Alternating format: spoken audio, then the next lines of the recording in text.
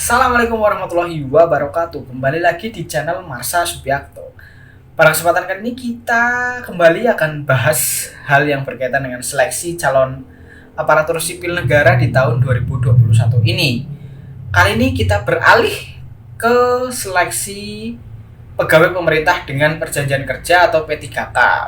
Kali ini informasinya berkaitan dengan nilai ambang batas yang dikeluarkan oleh Kementerian Pendayagunaan Aparatur Negara dan Reformasi Birokrasi untuk seleksi P3K di tahun 2021 ini. Bagi teman-teman yang akan melaksanakan tes P3K, informasi ini penting diketahui sehingga nantinya pada saat proses menjalankan tes, teman-teman bisa tahu berapa nilai yang harus diraih untuk mencapai ambang batas sehingga nantinya hasilnya bisa maksimal. Untuk itu, simak terus video ini sampai habis dan semoga bisa memberikan manfaat bagi teman-teman semua.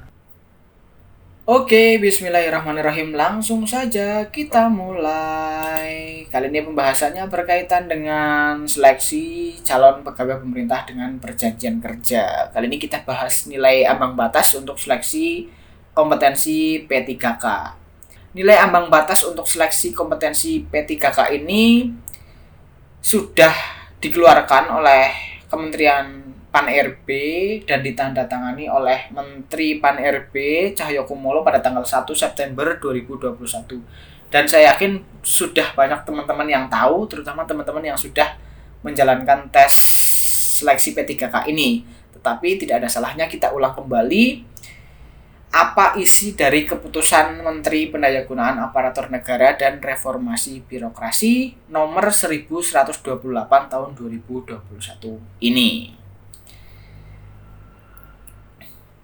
Langsung saja ini memutuskan untuk diktum pertama, seleksi kompetensi pengadaan pegawai pemerintah dengan perjanjian kerja tahun anggaran 2021 meliputi ada 4. Yang pertama yaitu seleksi kompetensi teknis, seleksi kompetensi manajerial, seleksi kompetensi sosial-kultural, dan wawancara. Kemudian yang kedua, materi seleksi kompetensi sebagaimana dimaksud pada diktum pertama meliputi A.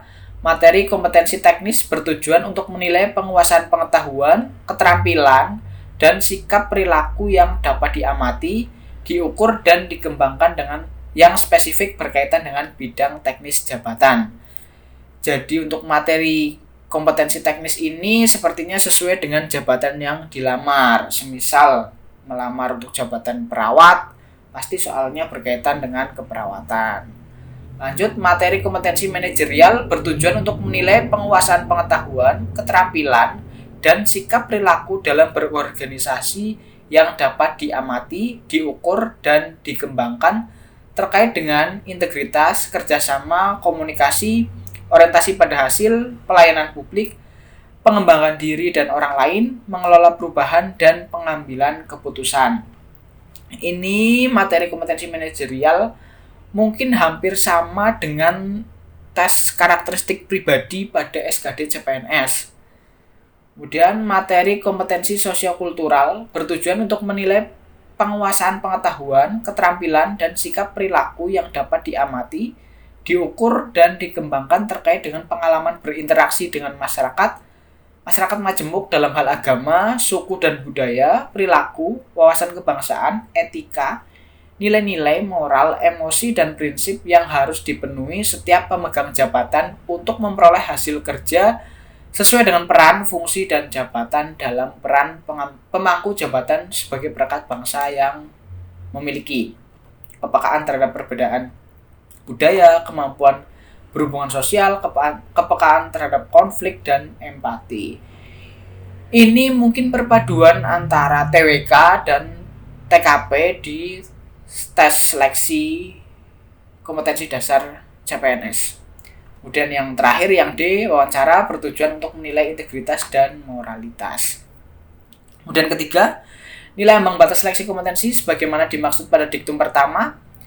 Nilai ambang batas seleksi kompetensi teknis, nilai ambang batas kumulatif seleksi kompetensi manajerial dan kultural, dan nilai ambang batas wawancara. Jadi ada 3 nilai ambang batas yang harus dipenuhi oleh calon pelamar P3K. Dan keempat, seleksi kompetensi teknis, manajerial, dan sosiokultural sebagaimana dimaksud pada diktum pertama dilaksanakan dalam durasi waktu 120 menit. Kemudian kelima, wawancara sebagaimana dimaksud pada diktum pertama dilaksanakan dalam durasi waktu 10 menit. 6. Durasi waktu pelaksanaan seleksi kompetensi sebagaimana dimaksud pada diktum keempat dan diktum kelima dikecualikan bagi pelamar penyandang disabilitas sensorik netra. Dan ketujuh, seleksi kompetensi teknis, manajerial, dan sosiokultural bagi pelamar sebagaimana dimaksud pada diktum ke-6 dilaksanakan dalam durasi waktu 150 menit. Kedelapan, wawancara bagi pelamar sebagaimana dimaksud pada diktum ke-6 dilaksanakan dalam durasi waktu 15 menit. 9. Jumlah soal keseluruhan seleksi kompetensi sebagaimana dimaksud pada diktum pertama adalah 145 soal dengan rincian seleksi kompetensi teknis sejumlah 90 butir soal, seleksi kompetensi manajerial sejumlah 25 butir soal, seleksi kompetensi sosiokultural sejumlah 20 butir soal, dan yang terakhir wawancara sejumlah 10 butir soal.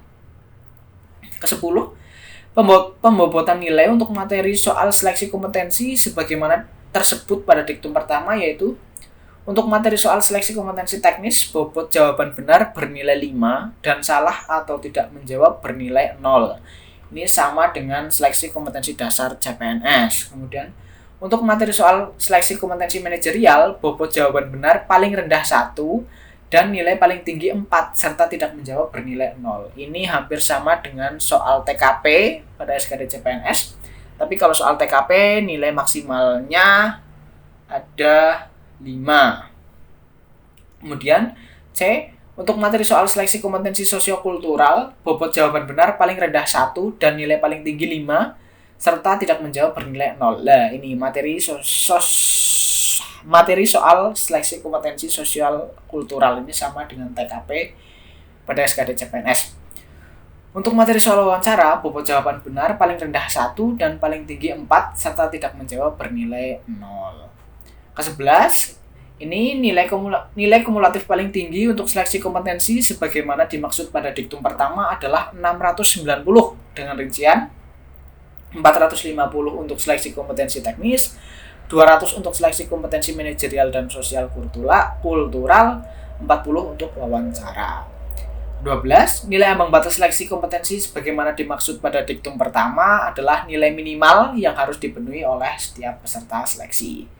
13. Penetapan nilai ambang batas sebagaimana dimaksud pada diktum ke-12, yaitu nilai untuk seleksi kompetensi teknis sebagaimana tercantum pada lampiran yang merupakan bagian tidak terpisahkan dari keputusan menteri ini.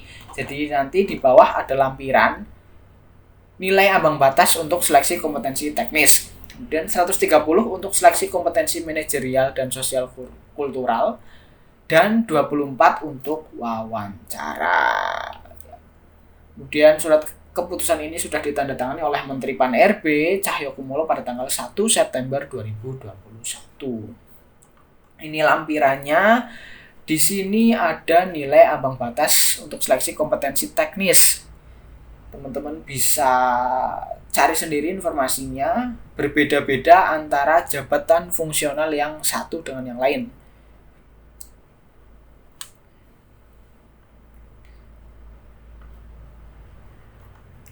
Ya, mungkin cukup sekian informasi yang bisa disampaikan pada kesempatan kali ini. Kurang lebihnya mohon maaf dan semoga informasi ini bisa membantu teman-teman semuanya. Wabillahi taufiq wal hidayah. Wassalamualaikum warahmatullahi wabarakatuh.